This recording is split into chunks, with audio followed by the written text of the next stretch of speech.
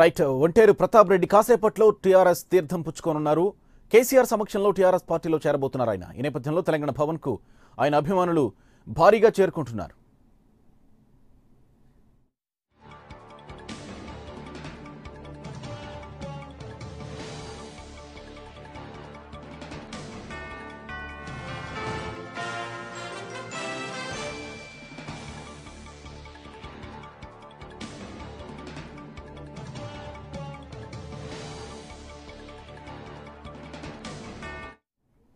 గత కొన్ని రోజులుగా వస్తున్న వార్తలను నిజం చేస్తూ ఒంటేరు ప్రతాప్ రెడ్డి మరి కాసేపట్లో టీఆర్ఎస్ తీర్థం పుచ్చుకోబోతున్నారు. కేసీఆర్ సమక్షంలో ఆయన మరి కాసేపట్లో టీఆర్ఎస్లో చేరబోతున్నారు. ఈ నేపథ్యంలో తెలంగాణ భవన్కు ఆయన అభిమానులు భారీగా చేరుకుంటున్నారు. అక్కడి నుంచి మా ప్రతినిధి కేఎస్ మరింత సమాచారం అందిస్తారు. కేఎస్, ఒంటేరు ప్రతాప్ రెడ్డి చేరికకు సంబంధించి పూర్తి సమాచారం ఏంటి? గోపి, మరి కాసేపట్లో గజ్వెల్ నియోజకవర్గ కాంగ్రెస్ పార్టీ అభ్యర్థి ఒంటేరు ప్రతాప్ రెడ్డి టీఆర్ఎస్ పార్టీలో చేరుతున్నారు. మరి కాసేపట్లో తెలంగాణ భవన్ లో TRS party working president KTR ఆధ్వర్యంలో ఆయన కారెక్కబోతున్నారు. అయితే ఈ ఎన్నికల్లో ముఖ్యమంత్రి కేసీఆర్ మీద పోటీ చేసి ఖచ్చితంగా గెలుస్తాననేటువంటి ఒక ధీమా వ్యక్తం చేసినటువంటి ఒంటేరు దాదాపు 50,000 ఓట్లతో ఆయన ఓడిపోయారు. 50,000 ఓట్ల మెజారిటీతో కేసీఆర్ గెలిచారు. అయితే ప్రస్తుతం ఒకటే కేసీఆర్ తెలంగాణలో ఒక వ్యూహాన్ని అమలు చేయబోతున్నారు. ముఖ్యంగా గజ్వెల్ నియోజకవర్గంలో వినిపిస్తుందా? ఖచ్చితంగా ఒక వ్యూహాన్ని అమలు చేశారు.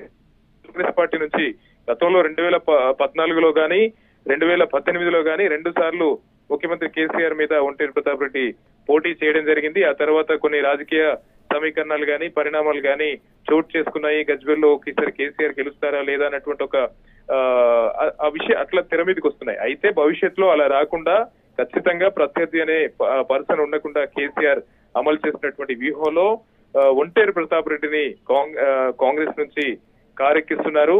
మరొక వైపు ప్రస్తుతం తెలంగాణలో నామినేటెడ్ పోస్టులు చాలా మేరకు పార్టీ నమ్ముకొని వచ్చినటువంటి ప్రతి నేత కూడా న్యాయం చేసే విధంగా కేసీఆర్ నామినేటెడ్ పోస్టుల భర్తీ చేపట్టబోతున్నారు.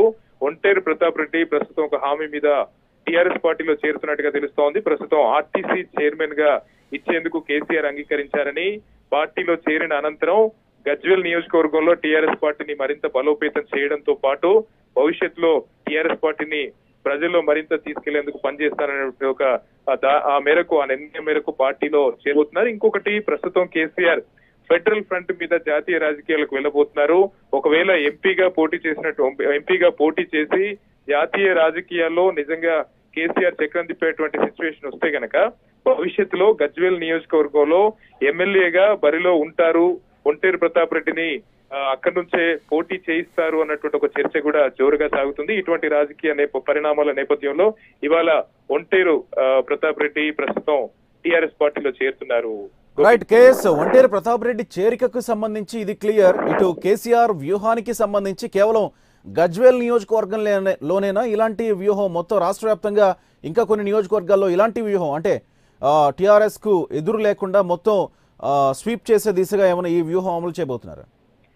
గోపి, ప్రస్తుతం కేసీఆర్ చేపట్టినటువంటి ఆపరేషన్ గులాబీ ఆకర్ష్ ఇంకా కొనసాగుతూనే ఉంది. ఎన్నికల ముందు టీడీపీ బీజేపీ నుంచి చాలా పెద్ద ఎత్తున కార్యకర్తలతో పాటు ముఖ్య నేతలంతా కూడా టీఆర్ఎస్ పార్టీలో చేర్చుకోవడం జరిగింది. ఎన్నికల అనంతరం ఇప్పుడు కూడా ఆపరేషన్ ఆకర్ష్ అనేది కొనసాగుతూనే ఉంది.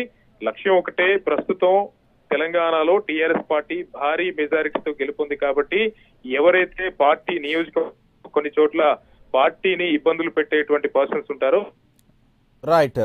పార్టీలో చేర్చుకొని రైట్ కేఎస్, థ్యాంక్ యూ.